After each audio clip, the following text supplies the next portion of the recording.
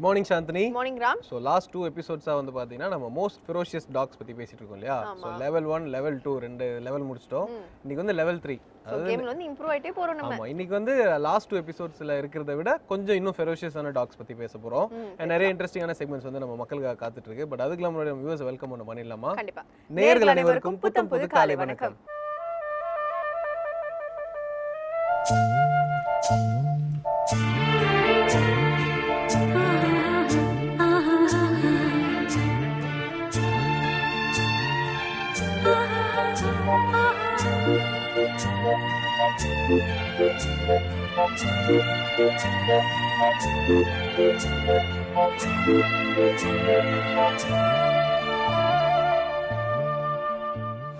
ராம், நம்ம ஃபர்ஸ்ட் பார்க்க போற அந்த லெவல் 3ல இருக்கிற ஃபெரோஷியஸ் டாக் என்ன அப்படின்னு பாத்தீங்கன்னா ஃபிலா பிரேசிலியரோ.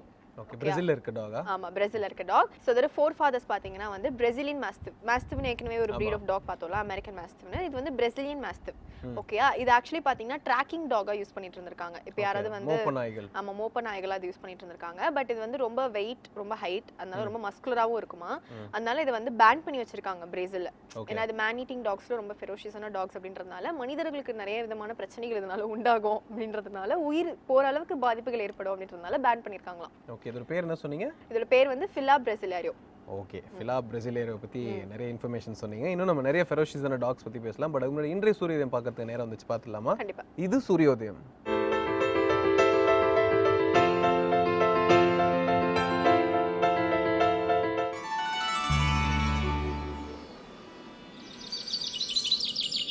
இன்று 4/3/2016 வெள்ளிக்கிழமை, மன்மத வருடம் மாசி மாதம் 21ஆம் தேதி. இன்று சூரியோதயம் 6:24. ராகு காலம் காலை 10:30 மணி முதல் 12 மணி வரை. யமகண்டம் மாலை 3 மணி முதல் 4:30 மணி வரை. குளிகன் காலை 7:30 மணி முதல் 9 மணி வரை. திதி பிற்பகல் 2:15 வரை தசமி, பிறகு ஏகாதசி. நட்சத்திரம் பூராடம். சுப ஓரைகள் காலை 6 மணி முதல் 9 மணி வரை, 10 மணி முதல் 11 மணி வரை, பகல் 1 மணி முதல் 4 மணி வரை, மாலை 5 மணி முதல் 6 மணி வரை. யோகம் சித்த யோகம். சந்திராஷ்டமம் ரிஷபராசிக்கு. ஸோ சாந்தினி, அடுத்ததான் நம்ம பார்க்க போகிற ஃபெரோஷியஸ் டாக் என்ன அப்படின்னு பார்த்தீங்கன்னா அமெரிக்கன் புல்டாக். புல்டாக்னு வந்து நம்ம நிறைய கேள்விப்பட்டிருக்கோம். இந்த புல்டாக் வந்து பார்த்தீங்கன்னா இது எதுக்கு ஃபேமஸ் அப்படின்னு பார்த்தீங்கன்னா ரொம்ப ஸ்டபர்னான ஒரு கிரியேச்சர் அப்படின்னு சொல்லலாம். பட் இது வந்து ரொம்ப ப்ளசண்ட்டாகவும் இருக்கும், ரொம்ப ஃப்ரெண்ட்லியாகவும் பழகக்கூடிய ஒரு நாய்னு சொல்லலாம். பட் இதை வந்து எதுக்கு மோஸ்ட்டாக யூஸ் பண்ணியிருக்காங்க அப்படின்னு பார்த்தீங்கன்னா, இப்போ ஃபார்ம்லாம் இருக்குல்ல, விவசாய நிலம்லாம் இருக்குல்ல, ஸோ அதெல்லாம் பாதுகாக்கிறதுக்கு வந்து இதை வந்து ட்ரெயின் பண்ணியிருக்காங்க. ஸோ அந்த காட்டு பண்ணி, அப்புறம் வந்து மாடு, ஆடு, அது மாதிரி அதாவது வந்து மேய வரும் தெரியுமா, அது மாதிரி ஒரு ஓனரோட ப்ராப்பர்ட்டியை வந்து பாதுகாக்கிறதுக்காக இந்த பிரீடை வந்து பயங்கரமா யூஸ் பண்ணிருக்காங்க. ஓகே, சோ பெயிட் செக்யூரிட்டி இல்லாம இந்த நாய் வளர்த்தோம்னா செக்யூரிட்டியா இருக்கும் நம்ம நிலத்துக்கு. ஓகே, சூப்பரா சொன்னீங்க. இதை தொடர்ந்து அபிராமில இருந்து ஒரு பாடல் மற்றும் அதோட விளக்கத்தோட இலக்கிய மேகம் ஸ்ரீனிவாசன் அவர்கள் காத்துட்டு இருக்காரு, பார்த்தலாமா? இது அபிராமி அந்தாதி.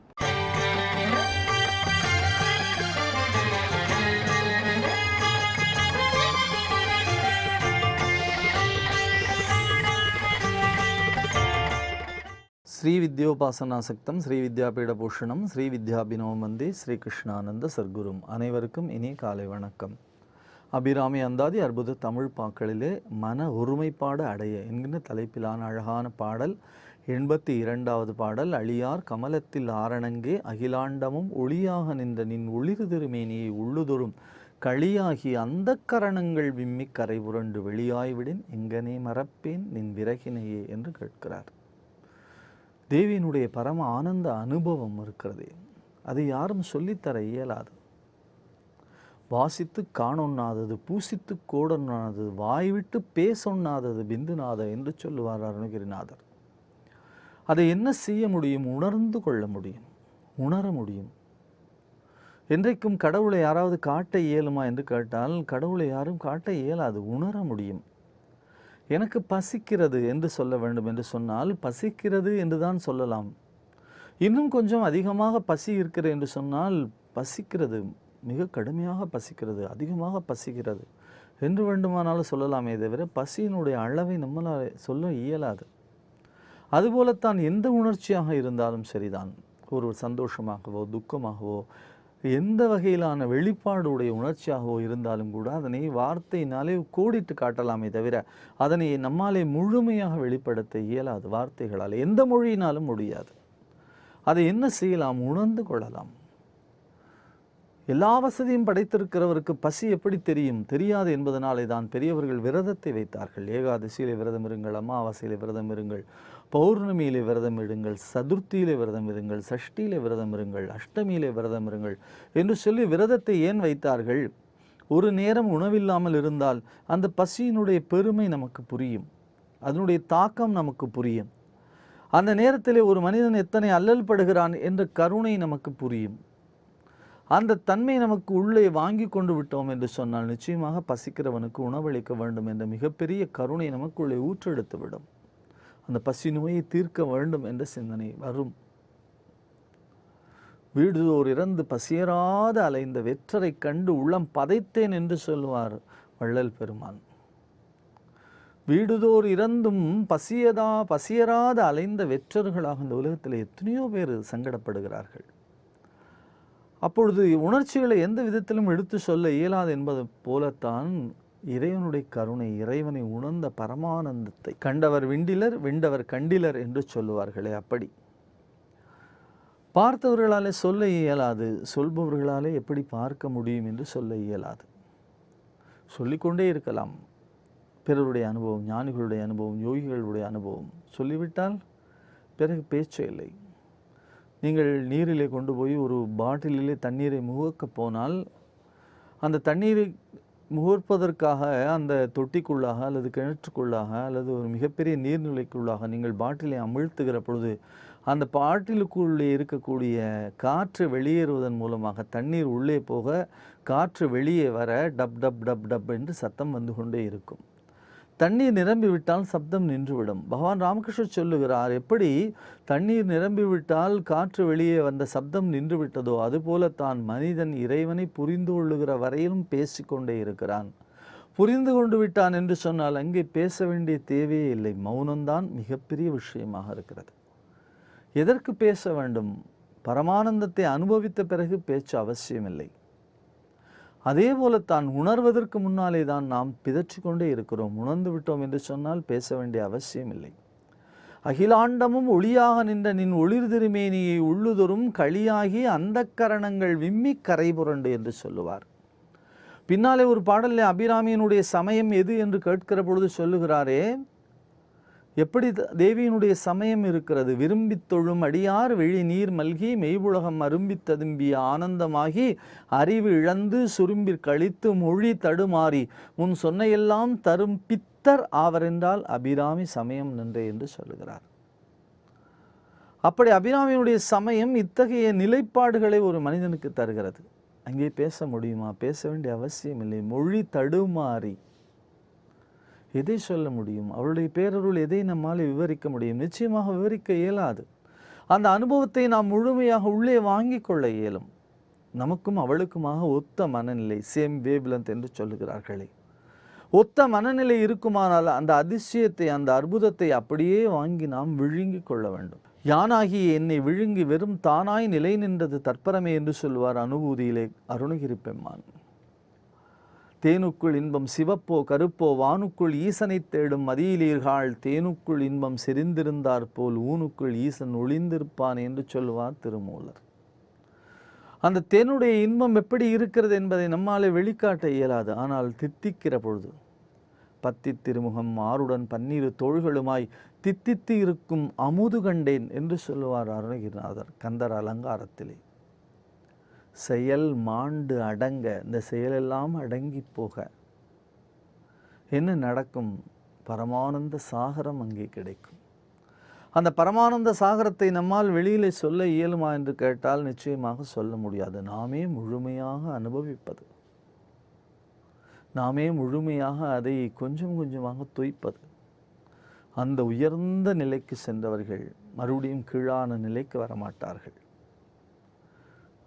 உலகிலே பார்க்கிறோம், எந்த ஊருக்கு போனால் எந்த இடத்திலே எந்த சாப்பாடு அழகாக அருமையாக இருக்கும் என்பதை சொல்லக்கூடிய வல்லுநர்கள் இருக்கிறார்கள். நம்முடைய உறவினர்கள், நம்முடைய நண்பர்கள். நீ இந்த ஊருக்கு போகிறாயா? இந்த ஊரிலே இறங்கு, இந்த ஊரில் இறங்கிய உடனே இந்த ஹோட்டலுக்கு போ, காபி பிரமாதமாக இருக்கும் என்று சொல்வார்கள். இந்த ஊரிலே அந்த ஹோட்டலிலே டிஃபன் அருமையாக இருக்கும், ஆனால் சாப்பாட்டுக்கு அங்கே போய் விடாதே, சாப்பாட்டுக்கென்று ஒரு இடம் இருக்கிறது, அங்கே செல் என்று சொல்வார்கள். ஏன்? அவர்கள் அங்கே ஏற்கனவே அவற்றையெல்லாம் சுவைத்து அனுபவப்பட்டிருக்கிறார்கள். பல இடங்களிலே சுவைத்ததிலே நல்ல சுவை, அருமையான சுவை அந்த இடத்திலே இருக்கிறது என்பதை அவர்கள் தெரிந்து வைத்திருக்கிறார்கள். அப்படித்தான் இது உடல் ரீதியாக நாம் அனுபவிக்கக்கூடிய சுவை, ஆனால் மன ரீதியாக அனுபவிக்கக்கூடிய சுவை. என்னுடைய மனம் அப்படியே கரைந்து கரைந்து கரைந்து ஒன்றுமில்லாமல் போய் ஆனந்தமாக அந்த ஆனந்தத்திலே அமிழ்ந்து போய் இருக்கக்கூடிய சுவை.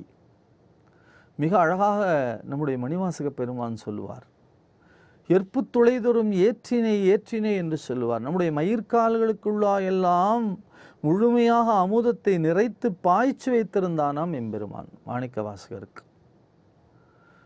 ஒரு மிகப்பெரிய அமுத கலசத்திற்குள்ளே கொண்டு போய் உள்ளே அமிழ்த்தினால் எப்படி முழுமையாக உடலுக்குள்ளே முழுக்க முழுக்க அமுதம் போகுமோ, அப்படி எற்பு துளைதொரும் ஏற்றினை ஏற்றினை என்று சொல்கிறார். நம்முடைய துளைகளுக்குள்ளாகவும் உள்ளாகவுமாக மிக அழகாக அந்த அமுதத்தை பாய்ச்சி வைத்தானாம் எம்பெருமான். அப்படித்தான் அந்த பரமானந்த சாகரம், அந்த பரமானந்த சாகரம் இருக்கிறதே, அந்த ஒளியாக இருக்கக்கூடிய பராசக்தி கொஞ்சம் கொஞ்சம் கொஞ்சமாக அருவுரு வழிபாடு, உருவ வழிபாடு, மகாமேரு வழிபாடு, அதனை கடந்து ஸ்ரீசக்கர வழிபாடு, அந்த ஸ்ரீசக்கர வழிபாட்டையும் தனக்குள்ளாகவே ஸ்ரீசக்கரமாக ஒருவர் மாற்றிக்கொள்ளக்கூடிய வழிபாடு என்ற அந்த வழிபாட்டினுடைய உச்சம் எது நமக்கு எதை தருகிறது என்று கேட்டால் இந்த மிகப்பெரிய ஆனந்தத்தை தருகிறது. அகிலாண்டமும் ஒளியாக நின்ற நின் ஒளிர் திருமேனியை உள்ளுதுறும் களியாகி அந்த கரணங்கள் விம்மி கரை புரண்டு வெளியாய் விடின். அந்த கரணங்கள் விம்மி கரை புரள வேண்டும். அது தியானத்தினாலே கொஞ்சம் கொஞ்சமாக வரும். நாம் வழிபாடு என்று சொன்னால் என்ன செய்கிறோம்? காலையில் கோயிலுக்கு போக வேண்டும் அல்லது மாலையிலே போய் விட வேண்டும். 2 நேரம் போக இயலவில்லையா? நம்மை வேலை துரத்தி கொண்டே இருக்கிறதா? வாரத்துக்கு ஒரு நாள் போவோம், அதுதான் வழிபாடு என்று நினைத்து கொண்டு இருக்கிறோம். சில பேர் மாதத்திற்கு ஒரு நாள் போவோம் என்று சொல்வார்கள். காலையிலும் மாலையுமாக வழிபாடு செய்பவர்களும் இருக்கிறார்கள். ஆனால் இந்த வழிபாட்டினுடைய நிலை என்ன, பொருள் என்ன என்று கேட்டால், நாம் எந்த இறைவனை வழிபாடு செய்கிறோமோ, எந்த இறைவையை வழிபாடு செய்கிறோமோ, அந்த இறைநிலையை முழுமையாக நமக்குள்ளாக கொண்டு வந்து ஏற்றுக்கொள்ளுதல், நமக்குள்ளாக கொண்டு வந்த அந்த மிகப்பெரிய அனுபவத்தை நமக்குள்ளாக பூட்டி கொள்ளுதல். ஆகையினாலே தான் யாருக்கும் எட்டாத அந்த திருவுருவ மேனி இருக்கிறதே, அது எனக்கு எட்டியது என்று சொல்லுகிறார். அடியேன் அறிவு அளவிற்கு அளவானது அதிசயமே என்று சொல்லுவார். என்னுடைய அறிவு எந்த அளவிற்கு இருக்கிறதோ அந்த அளவிற்கு உன்னுடைய மிகப்பெரிய பரமானந்தத்தை எனக்கு தருகிறாய். அழியேன் அறிவு அளவிற்கு அளவானது அதிசயம் என்று சொல்லுகிறார் அபிராம பெற்ற ஒரு பாடலை. அந்த வகையிலே தான் பரமானந்த சாகரத்தை அனுபவிக்கக்கூடிய மன ஒருமைப்பாட்டுடன் இருந்தால் இந்த பரமானந்த சாகரத்தை அனுபவிக்கக்கூடிய அருமையான பாடல். அழியார் கமலத்தில் ஆரணங்கே அகிலாண்டமும் ஒளியாக நின்ற நின் ஒளிர் திருமேனியை உள்ளுதொரும் களியாகி அந்த கரணங்கள் விம்மி கரை புரண்டு வெளியாய்விடின் எங்கனே மறப்பேன் நின் விரகினியே என்று கேட்கிறார். அந்த ஆனந்தத்தை அனுபவிப்பதற்கு குருநாதருடைய கடைக்கண் பார்வை நம்மேலே விழ வேண்டும். நாமும் அத்தகைய மிகப்பெரிய பூஜை முறைகளை எடுத்துக்கொண்டு உலகில் இருக்கக்கூடிய சுகங்களெல்லாம் அற்பம் என்று ஒதுக்கிவிட்டு அவளை தித்திக்கக்கூடிய, அவளை அனுபவிக்கக்கூடிய, நன்று கண்டீர் நமச்சிவாய பழம் தின்று கண்டீர் இது தித்தித்தவாறு என்று சொல்வார்களே, அப்படி தின்று காணக்கூடிய அந்த தித்திப்பை உணரக்கூடிய மன ஒருமைப்பாட்டை நமக்கு வழங்கக்கூடிய அருமையான இந்த பாடலை நாம் பராசக்தியினுடைய திருவடி கமலங்களிலே பக்தி செய்து திரும்ப திரும்ப பாராயணம் செய்து கொண்டே இருப்பதனாலே மன ஒருமைப்பாடு கிட்டி ஆனந்தத்தை அனுபவிக்கக்கூடிய பேற்றினை பெறுகிறோம். அபிராமி அந்தாதியின் அற்புத தமிழ் பாக்களை தொடர்ந்து சிந்திப்போம். நாளை சந்திப்போம். நன்றி, வணக்கம். ராம், நம்ம அடுத்ததாக பார்க்க போகிற ப்ரீட் பேர் வந்து அகிட்டா இனு. இது பொண்ணு பேர் மாதிரி இருக்கும், அது பொண்ணு கிடையாது, கொஞ்சம் டேஞ்சரஸான டாக். இதுலேயே பார்த்தீங்கன்னா 2 ப்ரீட் டைப்ஸ் இருக்குது. ஒன்று வந்து ஜாப்பனீஸ் அகிட்டா அண்ட் இன்னொன்று வந்து அமெரிக்கன் அகிட்டா. ஓகே, 2 இருக்குது. ஸோ நம்ம இப்போ பேச போகிறது வந்து அகிட்டா இனு, இது வந்து ஜாப்பனீஸோட அகிட்டா. ஓகே, ஸோ அந்த டாக் பார்த்தீங்கன்னா வந்து ரொம்ப ஸ்ட்ரேஞ்சாக பிஹேவ் பண்ணுமா. ஸோ அது எப்போ வந்து ஸ்ட்ரேஞ்சாக இருக்கும், எப்போ வந்து நார்மலாக இருக்கும் அப்படின்னு யாராலுமே ஆமாம், அப்நார்மலாக தான் இருக்கும். பட் ஃபேமிலி மெம்பர்ஸ் கிட்ட, அதுக்கு தெரிஞ்சவங்க கிட்ட ரொம்ப ரொம்ப நார்மலாக ரொம்ப ஜாலியாக பழகுமா. அண்ட் வந்து இது யூஸ்வலாக செக்யூரிட்டி டாகை தான் யூஸ் பண்ணிப்பாங்க. பட் ஏன்னா வந்து ஸ்ட்ரேஞ்சர்ஸ் கிட்ட ரொம்ப ஃபெரோஷியஸாக நடந்துக்குமா. ஸோ அதனால வந்து ஃபேமிலிக்குள்ளேயே இது வச்சிருந்தோம் அப்படின்னா நல்லது அப்படின்ற மாதிரி போட்டிருக்காங்க. ஸோ ஃபேமிலிலேயே பாதுகாத்து வளர்த்துக்கணும், வெளியே விட்டுறக்கூடாது. வெளியே விட்டால் எல்லாத்தையும் கடிச்சு சாப்பிட்றோம். ஓகே, அருமை. ஓகே, அடுத்த breed ஆஃப் டாக் பற்றி பேசுறதுக்கு முன்னாடி skin and hair care tips கொடுக்கறதுக்கு ஆரம்ப தெரபிஸ்ட் டாக்டர் கீதா அசோக் வந்திருக்காங்க, பார்த்துடலாமா? கண்டிப்பா. இது இயற்கை மருத்துவம்.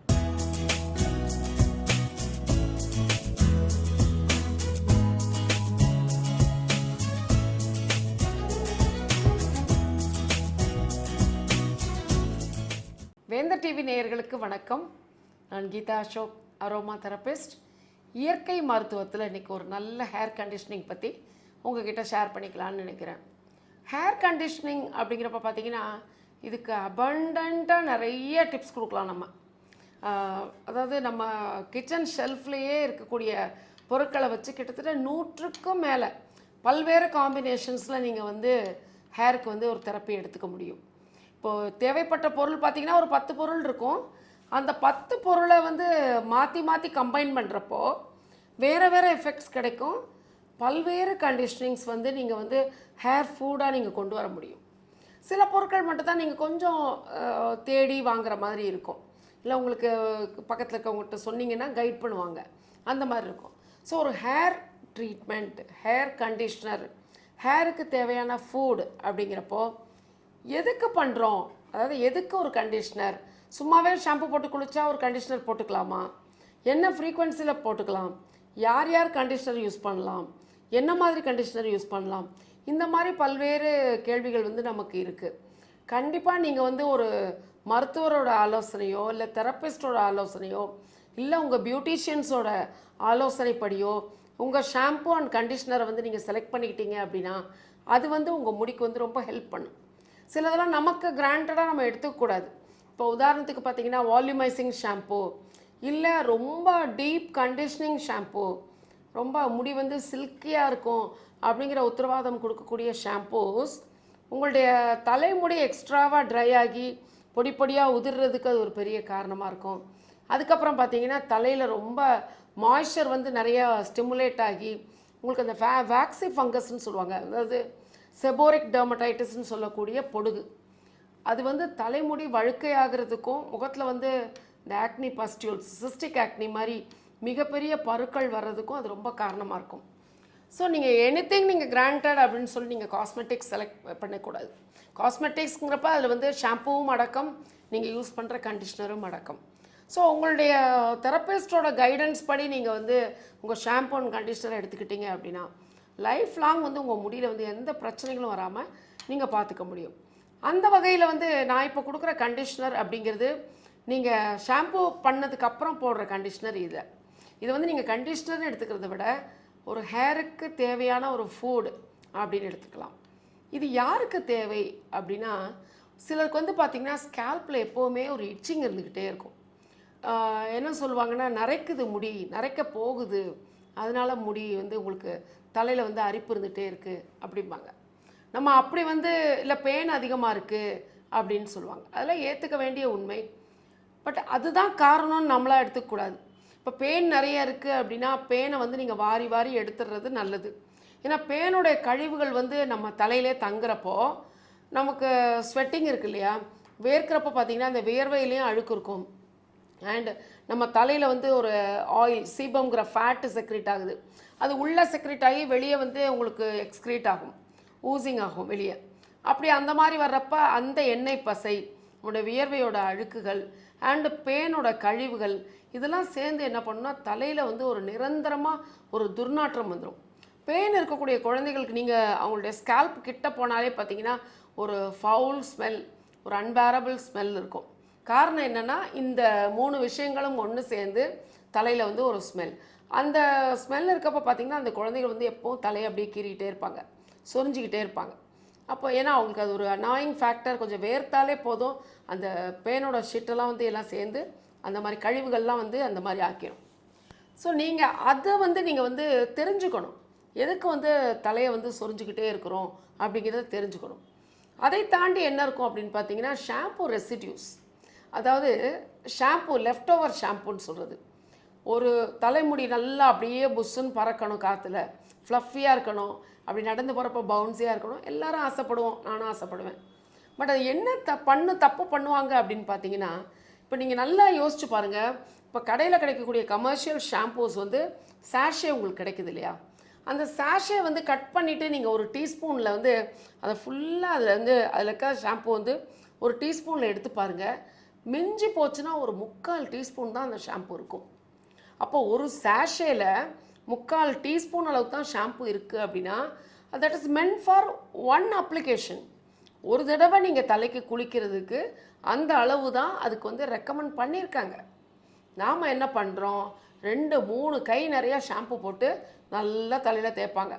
கொஞ்சம் தண்ணி விட்டு நல்லா தேய்க்கிறப்ப நிறைய நுரைச்சிக்கிட்டு வரும். அப்படி நுரைச்சிட்டு வரப்போ பார்த்தீங்கன்னா தலையில் இருக்க எண்ணெய் பசையெல்லாம் போயிடும், அழுக்கெல்லாம் கண்டிப்பாக போகும். அதே நேரத்தில் தலையில் வந்து அந்த மண்டை ஓட்டில் ஒரு வறட்சி உண்டாயிரும். அது ஒன்று. அதுக்கப்புறம் என்னென்னா, அவ்வளோ ஷாம்பு போட்டுட்டு அந்த ஷாம்புவை வந்து ப்ராப்பராக ரின்ஸ் அவுட் பண்ணுறாங்களான்னா பண்ண மாட்டாங்க. ஒரு பக்கெட் தண்ணியில் ஒரு 1/2 பக்கெட் தண்ணி தலையை வாஷ் பண்ணுறதுக்கு மட்டும் வச்சுக்குவாங்க. பட் நீங்கள் யூஸ் பண்ண ஷாம்பு பார்த்தீங்கன்னா நல்லா ஒரு கை அளவுக்கு எடுத்துப்பாங்க. ஒரு டீஸ்பூனோட 3/4 அளவு ஷாம்புவே உங்கள் தலைக்கு போதும். அப்படிங்கிறப்போ நீங்கள் ஒரு கைப்பிடி அளவு ஷாம்பு எடுத்து நீங்கள் தலையில் போடுறப்போ என்ன ஆகுங்கிறத இமேஜின் பண்ணி பாருங்கள். அதாவது நீங்கள் ரின்ஸ் அவுட் பண்ணுறப்போ ஒரு 1/4 பக்கெட் தண்ணியில் வாஷ் பண்ணால் அது போன மாதிரி தான் இருக்கும். நீங்கள் ஒன்றும் வேண்டாம், தலைக்கெல்லாம் குளிச்சுட்டு உங்கள் கையில் கொஞ்சோண்டு தண்ணி விட்டு உங்கள் ஸ்கேல்பில் அந்த தண்ணியை தேய்ச்சிட்டு உங்கள் கையை வச்சு அரக்க தேய்ச்சி பாருங்கள். அரக்க தேய்ச்சிங்கன்னா இதில் ஃபுல்லாக நுரையாக இருக்கும். அப்போ இந்த நுரை என்ன ஆகும், நம்ம லேத்தர் இந்த நுரை என்ன ஆகும்னா அப்படியே தலையில் படிவங்களாக அப்படியே படிஞ்சிடும். இந்த தலையில் படிவங்களாக படிகிறது தான் ஸ்கர்ஃபி டேண்ட்ரஃப்னு சொல்லக்கூடிய இந்த இப்படி சொரிஞ்சாலே பார்த்தீங்கன்னா அப்படியே பவுடராக கொட்டும். எவ்வளோ கொட்டுது. இது வந்து ஸ்கின்ல பார்த்தீங்கன்னா ரேஷஸ் வரும், உங்களுடைய ஃபோர்ஹெட்டில் வரும், உங்களுடைய பேக்கில் வரும், உங்களுடைய கிளெவேஜ் ஏரியாவில் வரும், உங்களுடைய பட்டக்ஸில் வரும். இந்த மாதிரி ரேஷஸ்லாம் உங்களுக்கு வர்றதுக்கு இந்த லெஃப்ட் ஓவர் ஷாம்பு வந்து ரொம்ப காரணமாக இருக்கும். அதே நேரத்தில் பார்த்தீங்கன்னா அதை சொரிஞ்சுக்கிட்டே இருப்பாங்க, சொரிஞ்சு அதை காயமாக்கிடுவாங்க. அப்போ ஃபர்தராக அது வந்து இன்ஃபெக்ஷன் ரொம்ப கூடுறதுக்கும் அது ரொம்ப காரணமாக இருக்கும். ஸோ லெஃப்ட் ஓவர் ஷாம்பு அப்படிங்கிறது பர்டிகுலராக யாருக்கு இருக்குன்னா குழந்தைகளுக்கு, இந்த அடலசன்ட் சில்ட்ரன் அண்ட் சின்ன குழந்தைகள், அவங்க மட்டும்தான் நிறைய ஷாம்புவை போட்டு குளிச்சுக்குவாங்க. ஸோ மதர்லாம் எப்போவுமே நீங்கள் அது ஒரு கான்சன்ட்ரேஷன் பண்ணிக்கோங்க. ஒரு ஷாம்பு வாங்குறீங்க, ஒரு 100 ml ஷாம்பு வாங்குறீங்கன்னா ஒரு 150 ml வார்ம் வாட்டரில் நீங்கள் வாங்கின 100 ml ஷாம்புவை டைல்யூட் பண்ணி ஒரு பெரிய 1 லிட்டர் பாட்டிலில் ஊற்றி வச்சுருங்க. அப்போ என்னென்னா வெல் டைல்யூட்டட் ஷாம்புவாக இருக்கும். நீங்கள் கையில் எடுத்து போட்டால் கூட கொஞ்சம் போட்டாலே தலையில் நிறைய நுரை வரும். அதனால தான் உங்களுக்கு சாஷேயில் பார்த்தீங்கன்னா உங்களுக்கு எவ்வளோ ரெக்கமெண்ட் பண்ணுறாங்கன்னு பார்த்தீங்கன்னா ஒரு 1/2 டீஸ்பூன், மிஞ்சி போச்சுன்னா 3/4 டீஸ்பூன் ஷாம்பு இருக்கும். அதை விட்டுட்டு நம்ம அதை தாண்டி போகிறப்போ இந்த மாதிரி பிரச்சனைகள் வரும். இதுக்கு அடுத்து யாருக்கு இருக்கும் அப்படின்னு பார்த்தீங்கன்னா, இப்போ இந்த பீச்லாம் குளிச்சுட்டு வருவாங்க, பீச்லாம் மண்ணெல்லாம் அப்படி தலையில் இருந்திருக்கும், வந்து நெக்ஸ்ட் டே வாஷ் பண்ணாமல் அப்படியே விட்டுருவாங்க. அப்போ பொடியாக இருக்கக்கூடிய அந்த மணல் சின்ன சின்ன சின்ன துவாரங்களை போய் அடைச்சிக்கும். அப்போ என்ன ஆகுனா, துவாரங்கள்லேருந்து உங்களுக்கு வந்து வியர்வை வெளியே வராது, பிளட் சர்க்குலேஷன் போகாது, ஆக்சிஜன் இல்லை. அப்போ என்ன ஆகுனா தலையில் வந்து ரொம்ப அரிப்பு வர ஆரம்பிச்சிடும். அரிப்பு வந்து அப்புறம் செதிலாக அப்படியே தலையில் செதிலாக தோல் மாதிரி உதிர ஆரம்பிக்கும்.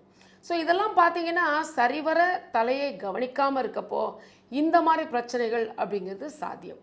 ஸோ எதனால் நமக்கு அரிப்பு வருது, நம்ம யூஸ் பண்ணுற தண்ணியில் எதுவும் கண்டாமினேஷன்ஸ் இருக்கா, கெமிக்கல்ஸ் இருக்கா, ரொம்ப குளோரினேட்டட் வாட்டர் கூட பார்த்தீங்கன்னா சரியாக ரின்ஸ் அவுட் பண்ணி நீங்கள் சரியாக துடைக்கலை அப்படின்னா அந்த குளோரின் கூட பார்த்தீங்கன்னா தலையில் அப்படியே உப்பாக படிஞ்சிடும். அதுவும் உங்களுக்கு வந்து அரிப்பு வரும். ஸோ நீங்கள் யூஸ் பண்ணுற கெமிக்கல்ஸ், யூஸ் பண்ணுற சீரம்ஸ், நீங்கள் ஹேர் கண்டிஷனிங்க்கு யூஸ் பண்ணுற ஐட்டங்கள் அண்ட் ஹேர் ஸ்ட்ரைட்னிங்க்கு யூஸ் பண்ணுறது, அவங்கெல்லாம் பியூட்டிஷியன் சரியாத இப்போ எல்லோரும் நல்லா பண்ணுறாங்க, இருந்தாலும் அந்த ஒரு லெஃப்ட் ஓவர்ஸ், கவனம் இல்லாமல் பண்ணக்கூடிய லெஃப்ட் ஓவர்ஸ் உங்கள் தலைக்கு வந்து ஒரு பெரிய பிரச்சனையில் வரும். இப்போ அப்படி இருக்கப்போ நீங்கள் வந்து என்ன மாதிரி ஒரு ஹேர் ஃபுட் நீங்கள் எடுத்துக்கலாம் அப்படிங்கிறத பற்றி தான் இப்போ நம்ம பேச போகிறோம். அதுக்கு என்ன தேவை அப்படின்னு பார்த்தீங்கன்னா, நல்ல பழுத்த அவகேடோங்கிறது பட்டர் ஃப்ரூட்னு சொல்கிறது, நம்ம அதை பற்றி நிறைய பார்த்துருக்கோம், நிறைய பேசியிருக்கோம். அவகேடோ உங்களுக்கு கிடைக்கல அப்படின்னா நல்ல கனிஞ்ச வாழைப்பழம், நல்ல ஒரு 5 வாழைப்பழம் எடுத்துக்கோங்க. அவகேடோ எடுத்துக்கோங்க, இல்லாட்டி கனிஞ்ச வாழைப்பழம் எடுத்துக்கோங்க. அது நல்லா கட்டி இல்லாமல் நல்லா மேஷ் பண்ணிக்கோங்க, இல்லை மிக்சியில் போட்டு நல்லா கிரைண்ட் பண்ணிக்கோங்க. இதில் நீங்கள் என்ன சேர்க்கணும் அப்படின்னு பார்த்தீங்கன்னா, திக்காக எக்ஸ்ட்ராக்ட் பண்ண கோகோனட் மில்க், தேங்காய் பால். அதாவது தேங்காய் நல்லா துருவி போட்டுக்கோங்க, நல்ல பால் வரக்கூடிய தேங்காய், கொஞ்சம் கருப்பாக இருக்கிற தேங்காயில் அந்த மாதிரி வரும்னு நினைக்கிறேன். ஸோ அந்த மாதிரி பால் வரக்கூடிய தேங்காய் தண்ணீர் விடாமல் மிக்சியில் நல்லா அரைச்சிக்கோங்க. அதை ஸ்குவீஸ் பண்ணுறப்போ உங்களுக்கு அந்த ஒரிஜினல் கோகனட் மில்க் கிடைக்கும். ஸோ நீங்கள் அந்த பதமாக அரைச்ச அவகேடோ அல்லது வாழைப்பழம், அதில் வந்து திக்காக எடுத்த தேங்காய் பால் நல்ல ஒரு 30லேருந்து 50 மில்லி சேர்த்துக்கோங்க. அதில் ஒரு 2 டேபிள் ஸ்பூன் விளக்கெண்ணெய் சேர்த்துக்கோங்க. அண்டு 2 டேபிள் ஸ்பூன் பார்த்தீங்கன்னா ப்ரௌன் சுகர். ப்ரௌன் சுகர் கிடைக்கல அப்படின்னா வெல்லத்தை நல்லா இடித்து அதை பவுடர் பண்ணி அதை சேர்த்துக்கோங்க. இதெல்லாம் கலந்துட்டு நீங்கள் என்ன பண்ணுங்கள், எசென்ஷியல் ஆயில்ஸ்னு போகிறப்போ லாவெண்டர் ஆயில் ஒரு 10 சொட்டு அதில் கலந்துக்கோங்க. இலாங் ஆயில் ஒரு 10 சொட்டு கலந்துக்கோங்க. அதுக்கப்புறம் ஜெரேனியம் அப்படிங்கிற ஆயில் இருக்குது, அது ஒரு 10 சொட்டு கலந்துக்கோங்க. அரோமா தெரப்பி இல்லை அப்படின்னா நான் சொன்ன மற்ற ஐட்டங்களை நீங்கள் கலந்து எடுத்துகிட்டு உங்களுடைய ஸ்கேல்ப்பை நல்லா பிரித்து ஒரு போர்ஷன் கையில் எடுத்துக்கோங்க. இது ப்ரஷ் நீங்கள் அப்ளை பண்ணாதீங்க. ஒரு போர்ஷன் நல்லா கையில் எடுத்து நல்லா ஒரு செக்ஷனாக பிரித்து அது நல்லா அப்ளை பண்ணுங்கள். அப்ளை பண்ணிவிட்டு நல்லா ஒயிட் டூத் கோம் இருக்கும் இல்லையா, பெரிய பல் வச்ச சீப்பு, ஜீ கோம்னு சொல்லுவாங்க, அந்த ஜீ கோம் வச்சு நல்லா வாரி விட்டுருங்க. அப்போ உங்களுடைய தலைப்பகுதி மட்டும் இல்லாமல் அந்த முடியோட கியூட்டிகல்ஸ், முடியோட வேர்க்கற்றைகள் அதுலெல்லாம் போய் அது உள்ளே நல்லா ஊடுருவி சென்று நல்லா பார்த்தீங்கன்னா உங்கள் முடியை வந்து அப்படியே சாஃப்டாக்கும். நீங்கள் இந்த மாதிரி ஒரு hair food, hair conditioner, hair treatment therapy நீங்கள் இது பண்ணிவிட்டு நீங்கள் வந்து நெக்ஸ்ட் டே உங்கள் முடி பாருங்கள், உங்கள் முடி வந்து அப்படியே ரோஜா இதழ்கள் மாதிரி அவ்வளோ சாஃப்டாகிடும். அதாவது ஒரு நல்ல முடி அப்படிங்கிறது பார்த்தீங்கன்னா செட்டில்டாக இருக்கணும், பிரிட்டில்டாக இருக்கக்கூடாது. எந்த முடி இப்படி தலை வாடுறீங்கன்னா அப்படி தலை வாரி விட்டால் அப்படி நிற்கணும். நீங்கள் தலைவாரி விட்டோன்னே அப்படி புஷ்ஷுன்னு பறந்து போச்சு அப்படின்னா உங்கள் முடிக்கு வந்து போஷாக்கு தேவை அப்படிங்கிறத நீங்கள் புரிஞ்சுக்கோங்க. அது வந்து நீங்கள் எடுக்கக்கூடிய இந்த மாதிரி ஹேர் ஃபுட் அது வந்து பார்த்திங்கன்னா ஒரு நிரந்தரமாக உங்கள் தலைமுடிக்கு வந்து ட்ரைனஸ் போகக்கூடிய தன்மை வரும். அதே நேரத்தில் பார்த்திங்கன்னா இதில் இருக்கக்கூடிய ஆக்டிவ் இன்க்ரீடியன்ட்ஸ் உங்கள் தலையில் இருக்கக்கூடிய அரிப்பை வந்து நிரந்தரமாக போக வச்சிடும். பட் ஒரு விஷயம் நீங்கள் நல்லா தெரிஞ்சுக்கோங்க, நீங்கள் ஹேர் வாஷ்க்கு யூஸ் பண்ணுற தண்ணி, சிலர் சொல்லுவாங்க உப்பு தண்ணி யூஸ் பண்ணுறோம் அதனால அரிக்குதா, அதனால முடி கொட்டுதா அப்படின்னு சொல்லுவாங்க. அப்படி கிடையாது. நீங்கள் கடல் வாட்டரில் கூட குளிங்க, அது எந்த ஒரு டேமேஜும் உங்கள் முடிக்கு கொண்டு வராது. பட் கடலில் இருக்கக்கூடிய அந்த உப்பு, அந்த கடல் மண் அதெல்லாம் பார்த்தீங்கன்னா உங்கள் ஸ்கேல்பில் செட்டில் ஆகாமல் அதுக்கப்புறம் ப்ராப்பராக அதை ரின்ஸ் அவுட் பண்ணிட்டீங்க அப்படின்னா உங்கள் தலையில் வந்து எந்த பிரச்சனையும் வராது. அதே மாதிரி நீங்கள் வந்து யூஸ் பண்ணுற ஷாம்பூஸ் ரெசிடியூஸ் இல்லாமல் உங்கள் ஷாம்பூவை நல்லா வாஷ் பண்ணி பாருங்கள், தலையில் அரிப்புங்கிறதே உங்களுக்கு இருக்காது. ஸோ சாந்தினி, மோஸ்ட் ஃபெரோஷியஸ் டாக்ஸில் வந்து அடுத்து நம்ம பார்க்க போகிறது வந்து கிரேட் டேன். ஓகே, இது வந்து வேறு மாதிரியும் வந்து இதை அழைக்கிறாங்க. அது என்ன அப்படின்னு பார்த்தீங்கன்னா டேனிஷ் ஹவுண்ட் அப்படின்னு சொல்கிறாங்க. அப்படி இல்லைன்னா ஜெர்மன் மாஸ்டிஃப். மாஸ்டிஃப்னு ஆல்ரெடி நம்ம நிறைய வாட்டி அது ஒரு ப்ரீட் பற்றி பேசணும் இல்லையா, ஜெர்மன் மாஸ்டிஃப் அப்படின்னு சொல்கிறாங்க. இது வந்து எதுக்கு ஃபேமஸ், ரொம்ப ஃபேமஸ் எதுக்கு அப்படின்னு பார்த்தீங்கன்னா இதோட மேசிவ் சைஸ்க்கு தான் வந்து இது ரொம்ப ஃபேமஸாக பேசப்படுறாங்க. அண்ட் வந்து இது வந்து வேர்ல்டு ரெக்கார்டு வந்து இந்த டாக் ப்ரீடுக்கு தான் இருக்குது, இந்த ப்ரீட் ஆஃப் டாகுக்கு தான் இருக்குது. அது என்ன அப்படின்னு பார்த்தீங்கன்னா ஹைட் வேர்ல்ட்ஸ் டாலஸ்ட் டாக் வந்து இந்த டாக் தான். 44 இன்ச்சஸ் வரைக்கும் இது வளருமா. அண்ட் இதை வந்து ஜெர்மனியில் வந்து எதுக்கு ப்ரீட் பண்ணியிருக்காங்க அப்படின்னு பார்த்தீங்கன்னா அந்த காட்டு பண்ணி, அப்புறம் ஆல்ரெடி நான் சொல்லியிருந்தேன் இல்லையா காட்டு பண்ணி, இது மாதிரி மான் இதெல்லாம் வந்து வேட்டையாடுறதுக்காக இதை வந்து ஸ்பெஷலாக வந்து ட்ரெயின் பண்ணியிருக்காங்க. ஓகே, ஒரு நாயை வந்து ட்ரெயின் பண்ணி மானெல்லாம் வேட்டையாடுறாங்களா? ஆமாம், ஓகே, நல்ல விஷயம் தான். சூப்பரான டாக் பற்றி சொன்னீங்க. இதை தொடர்ந்து மூலிகைகள் இருக்கிற மருத்துவ குணங்கள் பற்றி சொல்கிறதுக்காக சித்த மருத்துவர் ராஜமாணிக்கம் காத்துட்டு இருக்காரு. பார்த்துலாமா? இது மூலிகை மருத்துவம்.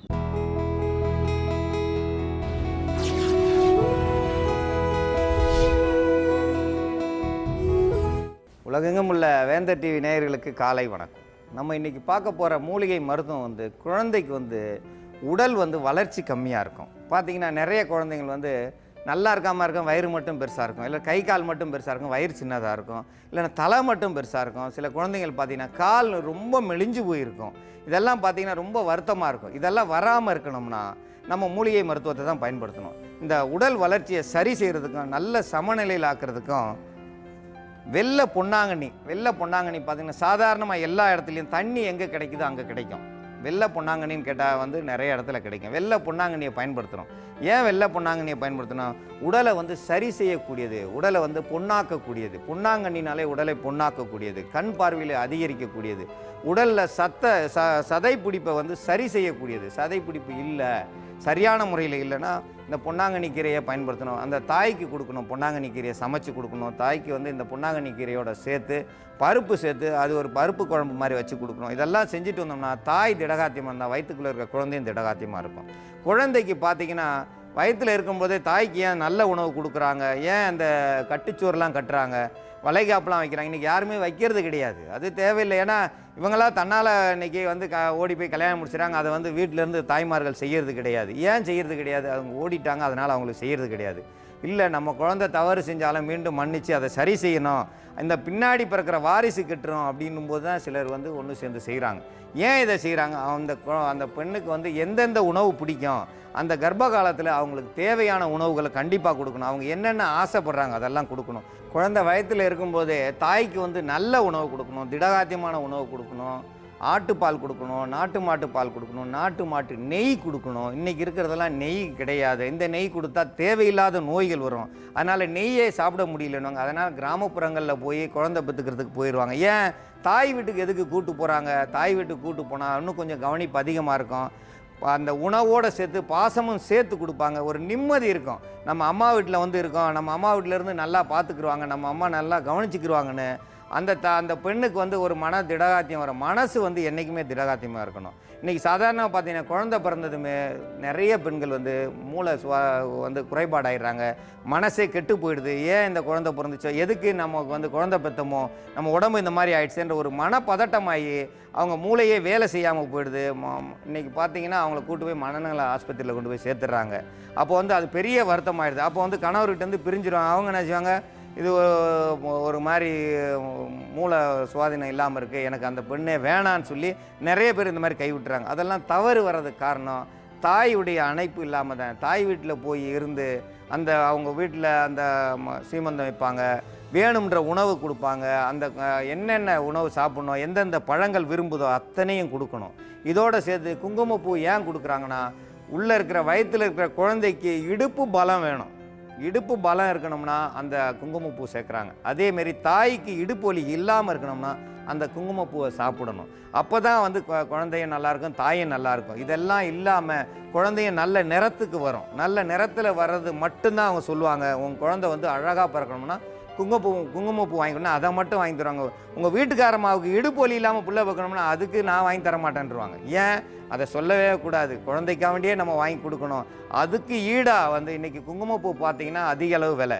ஆனால் இந்த வெள்ளை பொன்னாங்கண்ணி எங்கேயும் வயல்வெளியில் கிடைக்கும். இது பார்த்திங்கன்னா கிராமப்புறங்களில் குங்குமப்பூ யாருமே வாங்கி தர்றதா கிடையாது, வாங்கியும் தரமாட்டாங்க. அவங்க போய் தேடி எங்கே போய் வாங்குறது? கிராமத்தில் கிடைக்காது, நகர்ப்புறங்களில் வந்தால் தான் கிடைக்கும்.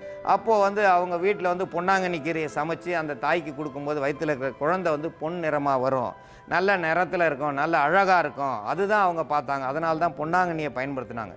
இந்த பொன்னாங்கண்ணியை கொடுக்கும் பொழுது குழந்தையினுடைய சதை பிடிப்பு கூடும், எலும்பு வளர்ச்சி கூடும், வயிறு மட்டும் பெருசாக இருக்கிறது, தலை மட்டும் பெருசாக, இதெல்லாம் வந்து குழந்தையை குளிப்பாட்டும் போதே சரி செய்யணும். இதெல்லாம் வந்து ஒரு தனி ஒரு இது, அது ஒரு தனி இதாக வந்து எடுத்து காட்டினா தான் அது புரியும். நேரம் வாயில் சொன்னால் புரியாது. குழந்தையை எப்படி வளர்க்குறது, அதை எப்படி குளிப்பாட்டுறது, அது ஒரு நாளைக்கு கண்டிப்பாக ஒரு நேராக குழந்தைய வச்சே காட்டுறோம். அந்த மாதிரி செஞ்சால் தான் குழந்தையினுடைய தலை அழகாக இருக்குது. இன்றைக்கி பார்த்தீங்கன்னா தலையே பார்த்தீங்கன்னா அசிங்கமாக இருக்குது. அதுக்கேற்ற மாதிரி இன்றைக்கி முடி வெட்டி விட்டுருக்காங்க பெரிய ஆள் ஆனதுக்கப்புறம். அது ஒரு பக்கம், தலை ஒரு பக்கம் இருக்குது, முடி ஒரு பக்கம் இருக்குது. இதெல்லாம் சரி செய்கிறதுக்கு நம்ம தாய்கிட்ட இருந்து தான் கற்றுக்கணும். தாய் தான் அந்த தலையை வந்து உருட்டி எடுப்பாங்க. அந்த உருட்டுற பிரகாரம் தலை ஓடு வந்து அது வந்து நல்ல அமையும். அந்த தலையை பிடிச்சி கொடுக்காமல் வளர்க்குற குழந்தைங்களுக்கு தலை வந்து பெருசாக போயிடும், இல்லை ஒரு பக்கம் சாய்ச்சிக்கிட்டு போயிடும். இந்த துணியில் படுக்க வச்சிருந்தாலும் ஒரு பக்கம் சப்பட்டையாக போயிடும். இதெல்லாம் நடக்கும். இதெல்லாம் சரி செய்கிறது தாய் தான். அதுக்கு இந்த வந்து மூலிகை மருந்து நம்ம உள்ளுக்கு கொடுக்குறோம். தாயை இந்த கீரையை சாப்பிட்டு வந்தாங்கன்னா அந்த குழந்தையினுடைய வளர்ச்சி சரியான முறையில் இருக்கும். சரியான முறையில்னா குழந்தை பார்க்கவே ஒரு ஏதோ விடுபட்ட குழந்தை மாதிரி இருக்கும். நமக்கே அந்த குழந்தை மேலே விருப்பம் இல்லாமல் போயிடும். அப்படியெல்லாம் இருக்கக்கூடாது. காக்கைக்கு தன் குஞ்சு பொன் குஞ்சு. அதனால் நம்மளுடைய குழந்தை எந்த நிலையில் இருந்தாலும் அதை காப்பாற்றுறது நம்மளுடைய கடமை. நம்ம செய்த தவறுகள், நம்ம செய்தது தான் குழந்தையை சாடுமே தவிர எந்த ஒரு குழந்தைக்கும் ஏதோ புதுசாக ஒரு நோயோ எதுவும் வராது. நம்ம நல்ல நிலையில் நம்ம எல்லாமே நல்லது செஞ்சால் நல்ல குழந்தை, அழகான குழந்தை, அறிவான குழந்தை பிறக்கும். நம்ம எண்ணம் போல தான் வாழ்க்கை, நம்ம எண்ணம் போல தான் குழந்தை பிறக்கும். நம்ம குழந்தைகள் வந்து நல்ல ஆரோக்கியமாக இருக்கிறதுக்கு இந்த வெள்ளை பொன்னாங்கண்ணியை பயன்படுத்தி மருத்துவத்தை இப்போ நம்ம பார்க்கலாம்.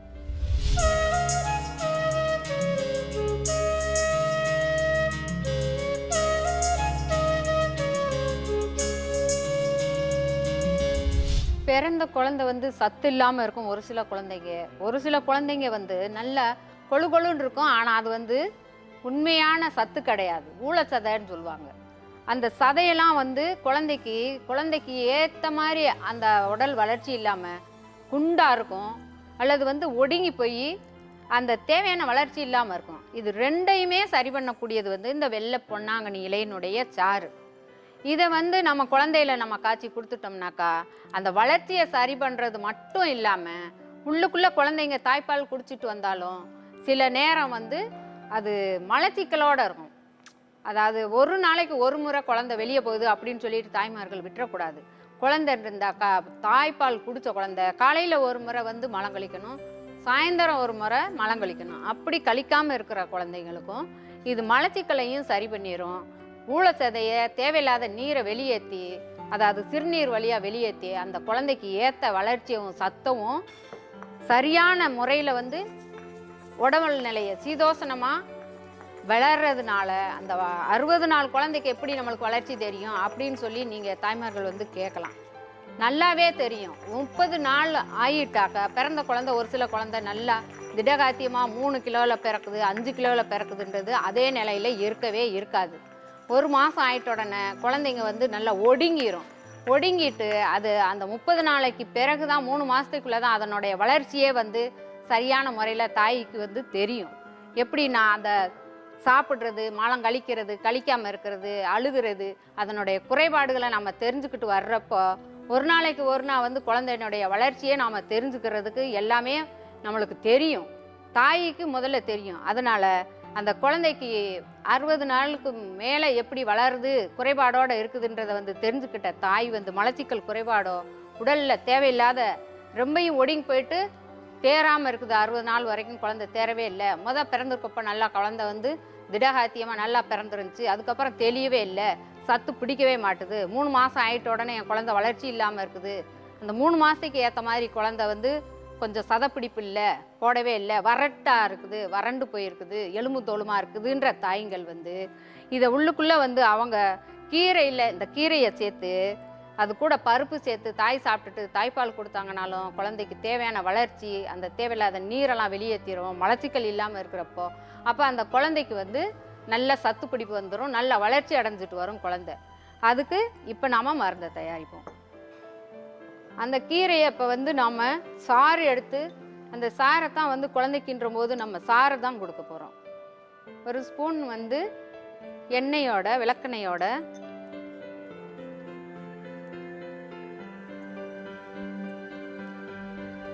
வெள்ளை பொன்னாங்கண்ணியினுடைய இலை சாறு,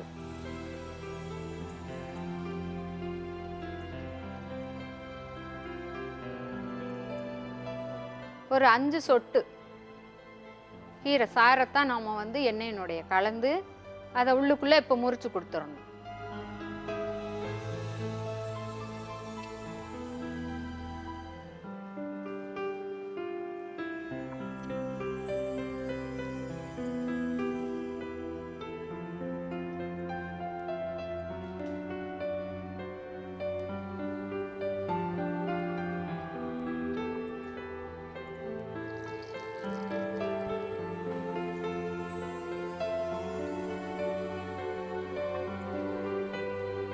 தாயும் வந்து கீரையில் சாப்பிட்டு தாய்ப்பால் கொடுக்குறாங்கனாக்கா அது நேரடியாக போய் குழந்தைக்கு தாய்ப்பால் வழியாக போய் அந்த சத்து கிடச்சிரும். அப்படி தாய்ப்பால் கொடுக்காம இருக்கிற தாய் வந்து இப்படி மூலிகை சாரை வந்து உள்ளுக்க நல்லா முறித்து எடுத்து காலையில் வந்து கொடுத்துட்டாங்கனாக்கா இந்த குழந்தைக்கு வந்து நல்ல வளர்ச்சி, மலச்சிக்கல் இல்லாமல் இருக்கும், உடம்புக்கு தேவையான சத்து, சதப்பிடிப்பு போட்டுரும், அவங்க வந்து வறண்டு போயிருக்காது குழந்தை, அதே மாதிரி வயிறு உப்பி போயிருக்கும், கை காலெல்லாம் வந்து தொப்பன்னு சொல்லி சதை அப்படியே நீர் சத்தோடு இருக்கும். உள்ளுக்குள்ளே கொடுத்துட்டு மிச்ச எண்ணெயை வந்து நீங்கள் தலையில் தேய்ச்சி விட்டுறலாம். தலையில் தேய்ச்சி விட்டுட்டு 1 மணி நேரம் கழித்து குழந்தைய இளவெந்நீரில் குளிப்பாட்டி எடுத்துட்டிங்கனாக்கா குழந்தைக்கு எப்போவுமே மலச்சிக்கல் இல்லாமல் இருக்கும், தேவையான வளர்ச்சியுடைய குழந்தையாகவும் நம்ம வளர்த்துட்டு வந்துடலாம். இந்த முறையை தாய்மார்கள் பயன்படுத்தி பயனடைய வேண்டும் என்று கேட்டுக்கொள்கிறேன். உடலில் சதை பிடிப்பே இல்லாமல் இருக்கும். சதை பிடிப்பு வந்து பிடிக்கல, என்ன சாப்பிட்டாலும் சதை பிடிக்கலன்னா கண்டிப்பாக இந்த இலையை வந்து தாய்மார்கள் வந்து கீரை மாதிரி சமைச்சு சாப்பிட்ணும். இந்த வெள்ளை பொன்னாங்கண்ணியை உள்ளுக்கு அவங்க சாப்பிட்டு வந்தாங்கன்னா குழந்தைக்கு வந்து நல்லாயிருக்கும். இதை வந்து எண்ணெயில் முறிச்சு எடுத்துருக்கோம் 5 சொட்டு சாறு, வெள்ளை பொன்னாங்கண்ணி சாறு, விளக்கெண்ணெய். அந்த விளக்கில் வந்து பொருதி நல்ல கம்பியை காய வச்சு, ஏன் முறிக்கிறோன்னா வயிற்றோட்டம் வராமல் இருக்கும். இந்த மூலிகை சாறினுடைய தாக்கம் அதிகமாக போய் குழந்தைக்கு தாக்கிடக்கூடாது. எங்களுக்கு அளவு தெரியல, இதை நேரடியாக பச்சையாக கொடுத்துரும். பச்சையை எந்த ஒரு மூலிகையும் கொடுக்கக்கூடாது, மூலிகையை முறித்து தான் கொடுக்கணும். அதனால தான் அன்றைக்கி அவங்க கம்பியை காய வச்சு இது பண்ணாங்க. இதை அடுப்பில் வச்சோம்னா கொதிச்சிடும். கொதிச்சா அந்த மூலிகையினுடைய முழு பலனும் போயிடும், அது கருகி போயிடும், அந்த எண்ணெயும் வந்து தீஞ்சு போயிடும், அந்த மூலிகையினுடைய சாரினுடைய முழு பலனும் கிடைக்காது. குழந்தைகளுக்கு வந்து இந்த அளவுக்கு 5 சொட்டு போதுமானது. ஒரு சங்கில் இந்த அளவுக்கு கொடுத்துட்டு மிச்ச மீதிய தலை, கை, கால், உடல் எல்லாம் தேய்ச்சா உடல் வந்து நல்லா இருக்கும், கண் பார்வை கூடும், முடி வந்து நல்லா இருக்கும். குழந்தைக்கு பின்னாடி பார்த்தீங்கன்னா முடி வந்து நல்லா திடகாத்தியமாக வளரும். நல்லா வந்து முடி வந்து நரம்புன்னு சொல்லுவாங்க, கண்ணின்னு சொல்லுவாங்க. நல்லா முடி கண்ணின்னு சொன்னாங்கன்னா அந்த முடியிலேயே வந்து அவ்வளோ பலம் இருக்கும். அந்த அளவுக்கு வந்து முடி இருந்துச்சு. இன்றைக்கி முடி யாருக்கு தலை தட்டினாலும் முடி கொட்டிடுது. அந்த அளவுக்கு குழந்தைக்கு பார்த்திங்கன்னா முடி கொட்டிடுது. சாதாரணமாக குழந்தைக்கு முடி கொட்டுறதுக்கு காரணம் அந்த கர்ப்பமான பெண் வந்து அந்த கர்ப்பமான காலத்தில் வந்து இன்றைக்கி இருக்கிற கறிக்கோழி கறி சாப்பிட்டா குழந்தைக்கு கண்டிப்பாக முடியே இருக்காது, தன்னால் முடி கொட்டிடும். இதுக்கு நேரடியாக இன்றைக்கி பார்க்கலாம். கறியே சாப்பிடாத குழந்தைங்க வீட்டில் போய் பாருங்கள், முடி நல்லா இருக்கும் அந்த குழந்தைக்கு. அதே வீடு பக்கத்து வீட்டில் நல்ல கறி சாப்பிட்றாங்க, இன்றைக்கி இருக்கிற கறிக்கோழி கறி சாப்பிட்டா தலையில் குழந்தைக்கு முடியே வளரல, முடி முழுவதும் கொட்டி போகுது அப்படியே ஒன்றுனாலும். அதெல்லாம் வந்து சரி செய்யக்கூடியது இது. ஆனால் நீங்கள் வந்து கண்டிப்பாக வந்து அந்த கர்ப்ப காலத்தில் இந்த மாதிரி கறிகளையோ முட்டைகளையோ, மலட்டு கோழி, மலட்டு முட்டை இதை சாப்பிட்டா குழந்தைகளுக்கு பின்னாடி மலடாக போயிடும். இன்றைக்கி நல்லா தெரியும், குழந்தை பெருசாக வரும்போது குழந்தைக்கு வந்து அந்த வாலிப வயசில் வந்து அணுக்கள் இருக்காது, பெண்களுக்கு வந்து கர்ப்பப்பை சரி இருக்காது. இதெல்லாம் வந்து பின்னாடி வரக்கூடியதை முன்னாடியே சரி செய்யணும். உடலை பொன்னாக்கக்கூடியது பொன்னாங்கண்ணி, உடலை தங்கமாக்கக்கூடியது பொன்னாங்கண்ணி. அதனால தான் பொன்னாங்கண்ணியை எந்த நாளில் வேணாலும் சாப்பிட்லாம், யார் வேணாலும் சாப்பிட்லாம், தவறே கிடையாது. எவ்வளோக்கு சாப்பிட்றோமோ அவ்வளோ உடலை காப்பாற்றக்கூடியது. அதுலேயே வந்து நம்ம சொல்கிறோம் பொன்னாங்கண்ணின்னு சொல்கிறோம். அதே மாதிரி நல்லெண்ணெய்ன்னு ஏன் சொல்கிறோம், நல்லதை செய்யக்கூடியது. இதே மாதிரி உடலை பொன்னாக்கக்கூடியது. இதெல்லாம் வந்து நம்ம குழந்தைகளுக்காக நம்ம சாப்பிடணும். நம்ம குழந்தை நல்லா இருக்கணும்னு நினச்சோம்னா இதெல்லாம் செய்யணும். இதெல்லாம் செஞ்சு கொடுத்துட்டு வந்தால் குழந்தை அதிக அளவு ஆரோக்கியமாக இருக்கும், வாழ்நாள் முழுவதும் ஆரோக்கியமாக இருக்கும். நீங்கள் சொத்து சேர்க்க வேண்டாம், அந்த பிள்ளைக்கு நீங்கள் சொத்து சேர்க்குறீங்களோ இல்லையோ, உடல் திடகாத்தியமாக கொடுத்துட்டிங்கன்னா அது சம்பாரித்து உங்களை காப்பாற்றும். அதுதான் இன்றைக்கி காப்பாற்றுறது. ஏன் அந்த குழந்தைகளுக்கு நோயோடு விட்டிங்கன்னா நீங்கள் சம்பாரித்தது பூரா குழந்தைக்கு போயிடும், அந்த குழந்தையால் சம்பாதிக்கவே முடியாது, படுத்த படுக்கையாக இருக்கும். அதனால் நம்ம மூலிகை மருந்து நம்ம பயன்படுத்துகிறோம். மூலிகை மருந்து நம்ம பயன்படுத்தும் போது ஒவ்வொரு நாளும் ஒவ்வொரு வகையான மூலிகை மருந்து நம்ம கொடுக்கும்போது குழந்தை வந்து திடகாத்தியமாகிடும். 30 வகை எண்ணெய் சாப்பிட்ட குழந்தைக்கு எந்த ஒரு நோயும் வராது. அது வந்து எந்த நோய் வந்தாலும் அதை வந்து தாண்டி சமாளிக்கக்கூடிய தன்மை உடலில் தன்னால் ஏற்படும். அதனால் இந்த மூலிகை மருந்தை பயன்படுத்தி குழந்தைகளை வந்து வளமாகவும் திடமாகவும் வளர்க்குறதுக்கு இந்த மருந்தை பயன்படுத்த வேண்டும் என்று கேட்டுக்கொள்கிறேன். ராம், நம்ம அடுத்து பார்க்க போற டாகோட பேரே கொஞ்சம் நீளமா இருக்கும். ஓகே. பெனோ டி பிரசா கெனாரியோ. அதான் பெருசா இருக்கு, சொல்லுங்க. ரொம்ப பெருசா இருக்குல்ல. சோ அந்த மாதிரி நாயோட பிஹேவியரும் கொஞ்சம் பெருசா தான் இருக்கும். இது வந்து ஆக்சுவலி லைஃப் ஸ்டாக், அதாவது மாடு, ஆடு இந்த மாதிரி பண்ணைகளை வந்து பாதுகாக்கிறதுக்காக வந்து இந்த நாய் வந்து வளர்ப்பாங்க. சோ இதோட அந்த சொன்ன இல்லையா ஃப்ரேஸ், அதோட அர்த்தம் பாத்தீங்கன்னா கெனடியன் கேட்ச் டாக். அதாவது அந்த ஃபார்மிங் லேண்ட் இல்லை லைஃப் ஸ்டாக்லாம் வந்து யாராவது சாப்பிட வந்தாங்களோ இல்லை தூக்கிட்டு திருட போக வந்தாங்களோ அவங்க வந்து பிடிக்கிறதுக்காக இந்த நாயா. ஸோ அதனால இது பேர் கெனடியன் கேட்ச் டாக். ஓகேயா. ஸோ இதோட பிஹேவியர் எப்படி அப்படின்னு பார்த்தீங்கன்னா, கூட இருக்கிற நாயே கூட கடிச்சிரும். சப்போஸ் அது முதலாளி வளர்க்குற அந்த ஆடோ மாடுக்கோ ஏதோ ஆபத்து வந்தது அப்படின்னா அது கூட அவ்வளோ நாளாக ஃப்ரெண்டாக பழகிட்டு இருந்த நாயே வந்து அது வந்து கேட்ச் பண்ண போனுச்சுன்னா கூட அது கடிச்சிருமா இது.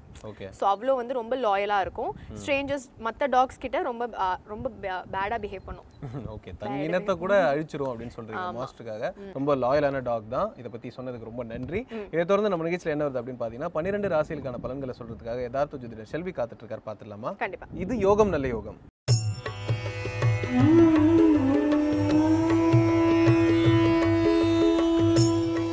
வேந்தர் டிவி நேயர்களுக்கு அனைவருக்கும் இனிய காலை வணக்கம். யோகம் நல்ல யோகம் நிகழ்ச்சியில் ஒவ்வொரு நாளும் உங்களை சந்திப்பதில் மகிழ்ச்சி அடைகின்றேன். இன்றைய நாளானது பார்த்தீர்கள் என்றால் 4ஆம் தேதி 3வது மாதம் 2016ஆம் ஆண்டு மாசி மாதம் 21ஆம் நாள் வெள்ளிக்கிழமை. மேஷம் முதல் மீனம் வரை உள்ள ராசி நேயர்களுடைய தினப்பலன்களை பார்ப்போம். முதலாவதாக பார்க்கக்கூடிய ராசிக்காரர்கள் மேஷ ராசிக்காரர்கள். ஜவாப் ஜாமீன் கொடுக்காமல் இருப்பதும், தந்தை வழி உறவுகள் விஷயத்தில் சிறிது கவனமாக இருப்பதும், கண்டிப்பாக உங்களுக்கு எதிராக ஏதாவது ஒரு விஷயங்கள் இருந்தாலும் அதை கூலாக ஹேண்டில் செய்வது உங்களுக்கு இன்று நன்மை தரக்கூடிய நாளாக காணப்படுகிறது. எந்த விஷயத்திலும் எடுத்தேன் கவிழ்த்தேன் என்று ஆக்ரோஷப்படாமல் பொறுமையாக இருப்பதும், எந்த விஷயமும் உங்களுக்கு கைமீறி நடக்காத அளவுக்கு மற்ற கிரகங்கள் சூழ்நிலை காணப்படுவதனால் மனதை அழட்டி கொள்ளாமல் இருந்தாலே மேஷராசிக்காரர்களுக்கு இன்றைய நாள் மிக அற்புதத்தையும் ஆனந்தத்தையும் நிச்சயமாக தரும். தந்தையார் தேகத்தில் ஏதேனும் உபத்திரம் இருந்தால் மருத்துவ ஆலோசனை பெற்றுக்கொள்வது நலம் தரும். அடுத்ததாக பார்க்கக்கூடிய ராசிக்காரர்கள் ரிஷப ராசிக்காரர்கள். ரிஷபராசிக்காரர்களுக்கு சந்திராஷ்டம நாள் முழுவதும் உள்ளதை மட்டும் நினைவில் வைத்துக் கொள்வது நன்மை தரும். ஏற்கனவே கிரக சஞ்சாரங்களில் சிறிது மன கஷ்டத்தை ஏற்படுத்துவது குடும்பத்தில் தான் என்பதை தவிர வெளிவட்டாரத்திலோ தொழில் அமைப்பிலோ உத்தியோகத்திலோ கண்டிப்பாக இருக்காது. எனவே உங்கள் குடும்ப விஷயத்திற்காக நீங்கள் விட்டு கொடுப்பது எந்த அளவுக்கு நன்மை தரும் என்பதை நினைவில் வைத்துக் கொள்ளுங்கள். எனவே குடும்ப விஷயத்தை பெரிதுபடுத்தாமல் வெளி உலகத்தில் காணப்படக்கூடிய நன்மையான விஷயங்களை சரியாக செய்து கொண்டு வெற்றி பெறுங்கள். அடுத்ததாக பார்க்கக்கூடிய ராசிக்காரர்கள் மிதுன ராசிக்காரர்கள். துணை அல்லது துணைவியாருடன் சிறிதளவு கூட கருத்து வேற்றுமை இல்லாமல் இருப்பது மிக மிக நன்மையும் அனுகூலத்தையும் ஏற்படுத்தி தரும். எல்லா விஷயத்தையும் உடனடியாக முடித்துக்கொள்கிறேன் என்று சொல்லாமல் என்றைக்கு அந்த விஷயங்கள் முடிகிறதோ அந்த நேரத்தையும் அந்த டைமையும் குறிப்பிட்டு சொல்வதுடன் பிறர் மெச்சமென்பன் என்பதற்காக முடியாத விஷயத்தெல்லாம் முடித்து கொடுக்கிறேன் என்று சொல்லிக்கொண்டு பிறகு வம்பை விலை கொடுத்து வாங்காதீர்கள். யாரிடத்தில் பகைமை இடத்தில் கூட நீங்கள் போய் நட்பு பாராட்டுவது உங்களுக்கு நலம் தரும். அடுத்ததாக பார்க்கக்கூடிய ராசிக்காரர்கள் கடக ராசிக்காரர்கள். ஏற்றம், அனுகூலங்கள், எடுத்த காரியத்தில் ஜெயம், உத்தியோகத்தில் மேன்மை, தொழிலில் இருந்த பிரச்சனைகள் நிவர்த்தி, கடனமைப்பு கண்டிப்பாக பேசி தீர்த்து கொள்வதனால் கண்டிப்பாக ஒரு வழிக்கு வருவதற்குண்டான சாத்தியக்கூறலும் காணப்படுகிறது.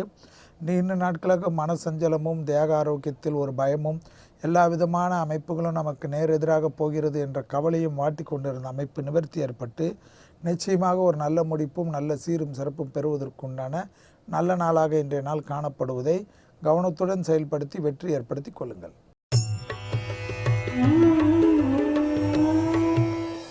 அடுத்ததாக நாம் பார்க்கக்கூடிய ராசிக்காரர்கள் சிம்ம ராசிக்காரர்கள். சிம்ம ராசிக்காரர்களுக்கு இன்றைய நாள் பார்த்தீர்கள் என்றால் பிள்ளைகள் விஷயத்தில் மட்டும் சிறிது கவனம். பிள்ளைகளுடைய பழக்க வழக்கத்தில் மிக அன்புடன் அரவணைத்து கொண்டு இது எந்த விதத்தில் உங்களுக்கு தேவை என்பதை யோசிக்குமாறு அன்புடன் கூறுவதே உங்களுக்கு பல விதத்தில் ஏற்றத்தையும் அனுகூலத்தையும் ஏற்படுத்தி தரும். பிள்ளைகள் விஷயத்தில் தேக ஆரோக்கிய குறைபாடு இல்லாமல் இருப்பது பல விதத்தில் யோகத்தையும் அனுகூலத்தையும் ஏற்படுத்தி தரும். உங்கள் விஷயத்தில் மற்ற விஷயங்கள்லாம் உங்களுக்கு சந்தோஷமும் அனுகூலம் காணப்பட்டாலும் பதட்டத்தை தவிர்ப்பது இன்று மிக முக்கியமான அமைப்பாக பிடித்த ஒரு தெய்வ சன்னிதானத்துக்கு சென்று விட்டு வருவது ஏற்றத்தை ஏற்படுத்தி தருவதற்குண்டான அனுகூலம். அடுத்ததாக பார்க்கக்கூடிய ராசிக்காரர்கள் கன்னியா ராசிக்காரர்கள். கன்னியா ராசிக்காரர்களுக்கு இன்று எல்லா விஷயத்திலும் அனுகூலங்கள், எடுத்த காரியத்தில் ஜெயம் எல்லாம் காணப்பட்டாலும் இரத்த பந்த உறவுகள், பெற்றோர்கள், உடன் பிறந்தோர், உடன் இருக்கின்ற துணை அல்லது துணைவியாருடன் சிறு தேக உபத்திரங்கள், சிறிதளவு வாக்குவாதங்கள் பெரும் கஷ்டத்தை ஏற்படுத்தும். உத்தியோகத்திலோ தொழில் அமைப்பிலோ வியாபாரத்திலோ கொடுக்கல் வாங்கலிலோ உங்கள் எண்ணத்துக்கு ஒரு சிறு பிரச்சனையும் இல்லாமல் அனுகூலமான நாளாகவே காணப்படுகிறது. அடுத்ததாக பார்க்கக்கூடிய ராசிக்காரர்கள் துலா ராசிக்காரர்கள். ஏற்றம், பெரிய மனிதர்கள் தொடர்பு, உங்களுக்கு இருக்கின்ற பிரச்சனைகள் நிவர்த்தி, அனுகூலமான அமைப்பு, மற்றவர்களின் மனத்தை மட்டும் புண்படுத்தக்கூடிய செயலில் இல்லாமல் இருந்தால் போதும். சனியின் ஆதிக்கம் இப்பொழுது அதில் ஆனந்தம் காணப்பட்டாலும் இந்த சனி மாத ஆதிக்கம் முடிகிறதுக்குள்ளாகவே பெரும் பிரச்சனையை நாம் சந்திப்பதும் தேக ஆரோக்கியம் மற்றவர்களுடைய பிரச்சனைக்காக நமக்கு குறைபாடு ஏற்படும் என்பதையும் நினைவில் வைத்துக் கொள்ளுங்கள். யாருடைய மனதையும் நோகடிக்காமல் இருந்தாலே துளாராசிக்காரர்களுக்கு எண்ணங்கள் ஈடேறும், எடுத்த காரியத்தில் ஜெயம் ஏற்படும், படிப்படியாக நல்ல முன்னேற்றம். அடுத்ததாக நாம் பார்க்கக்கூடிய ராசிக்காரர்கள் விருச்சக ராசிக்காரர்கள். விருச்சக ராசிக்காரர்களுக்கு இன்றைய நாள் பார்த்தீர்கள் என்றால் ஏற்றமும் அனுகூலமும், எடுத்த காரியத்தில் ஜெயமும் தன்னம்பிக்கையும் ஏற்படும். பொதுப்படையாக உங்களுக்கு இருந்த பிரச்சனைகள் சிறிது சிறிதாக குறைய ஆரம்பித்துவிடும். எதிர்பார்க்காத இடத்திலிருந்து நல்ல செய்திகள் வருவதற்குண்டான சாத்தியக்கூறுகள் காணப்படுகிறது. உத்தியோகத்தில் இருந்த சங்கடங்கள் பரிபூர்ண நிவர்த்தி ஏற்படுகிறது. மனதில் காணப்பட்டிருந்த சந்தோஷ அமைப்பு குறைபாடுகளில் இருந்து நிவர்த்தி ஏற்படுவதை கண்கூடாக பார்க்கலாம். வார்த்தைகளில் மட்டும் தேன் தடவிய வார்த்தை மிக முக்கியமானதாக காணப்படுகிறது. மேலும் விருச்சிக ராசிக்காரர்களுக்கு கிரக சஞ்சாரங்கள் அற்புதமாக இருந்தாலும் இரத்தத்தில் கோளாறுகள் இருந்தால் மட்டும் சிறிது கவனம். அடுத்ததாக பார்க்கக்கூடிய ராசிக்காரர்கள் தனுசு ராசிக்காரர்கள். விரயங்கள் அதிகமாக இருக்கிறது. அனாவசிய விரயம் வேண்டாம். எல்லா விஷயத்திலும் இருக்கின்ற பொருளிலே மீண்டும் மீண்டும் பொருள் வாங்கி வைப்பதனால் என்ன பயன்? எல்லா விதத்திலும் ஒரு சலிப்புக்கு காணப்படுகிறது. பெண்களுக்கு ஹார்மோன் குறைபாடுகள், திடீர் மாதவிடாய் கோளாறுகள் திடீரென்று உங்களுக்கு இயற்கைக்கு இல்லாமல் இருக்கக்கூடிய சூழ்நிலை காணப்படும்.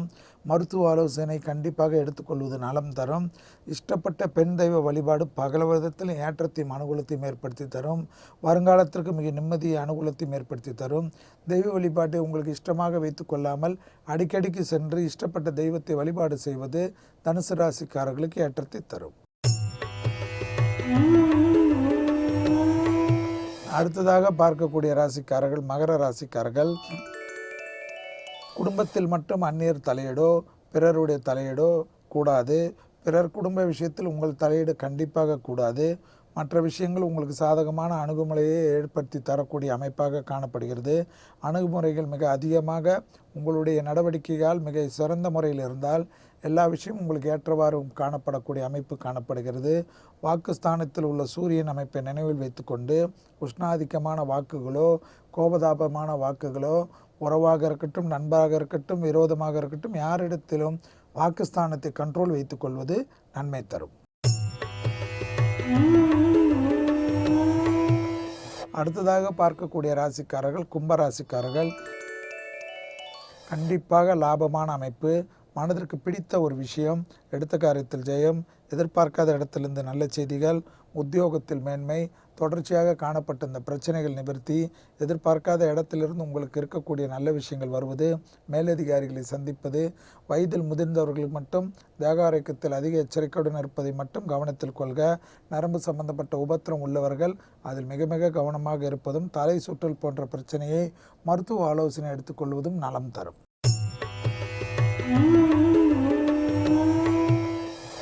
அடுத்ததாக பார்க்கக்கூடிய ராசிக்காரர்கள் மீன ராசிக்காரர்கள். மீன ராசிக்காரர்களுக்கு இன்றைய நாள் பார்த்தீர்கள் என்றால் உத்தியோகத்தில் ஒரு புது மாற்றம், உங்களுடைய பழைய முயற்சிகள் வெற்றி ஏற்படும், நல்ல செய்தி வரும். அது நீண்ட நாட்களாக உத்தியோகத்தில் வரவேண்டியிருந்த ப்ரமோஷன் வருபாட்டு தடைப்பட்டிருந்த அமைப்புகள் நிவர்த்தி ஏற்படும். திடீரென்று புது இடமாற்றங்கள், கடல் கடந்த நல்ல செய்திகள், கடல் கடந்த முதலாளிகளுடைய அமைப்புக்கு அரவணைப்புகள், உங்களுடைய புகழ் பேர் புகழ் உங்களுடைய ப்ராஜெக்ட் எல்லாம் மற்றவர்களால் அங்கீகரிக்கப்பட்டு அதற்கு நிறைய ஆதரவுகளும் அனுகூலங்களும் உத்தியோகத்தில் மேன்மை தரக்கூடிய ஒரு உன்னதமான நாள். மீண்டும் நாளை யோகம் நல்ல யோகம் நிகழ்ச்சியில் சந்திப்பதில் மகிழ்ச்சி அடைகின்றேன். நன்றி, வணக்கம். ஓகே சாந்தினி, ஸோ வந்து level 3 of most ferocious dogs வந்து இன்றைக்கி நம்ம முடிச்சிட்டோம். நம்ம இன்ட்ரெஸ்டிங்கான செக்மெண்ட்ஸ்லாம் வந்து மக்கள் பார்த்து முடிச்சிருப்பாங்க. இப்போ நம்ம கிளம்ப வேண்டிய நேரம் வந்துருச்சு. கிளம்பிடலாமா? கிளம்பிடலாம். அடுத்ததாக வேந்தரின் இளங்கதிர் காலை செய்திகள் காத்துட்ருக்காங்க. உங்களை சேர்ந்து நாமளும் பார்த்துட்டு போய் கிளம்பிடலாம். ஸோ இதே மாதிரி நாளைக்கு லெவல் 4 ஆஃப் ஃபெரோஷியஸ் டாக்ஸ் நிறைய வித்தியாசமான செக்மெண்ட்ஸோட நாங்கள் உங்களை வந்து சந்திக்கிறோம். அடுத்து Chandini Mathivanan and Arjun Ram signing off from the entire team of Putham Pudhu காலை. பாய்.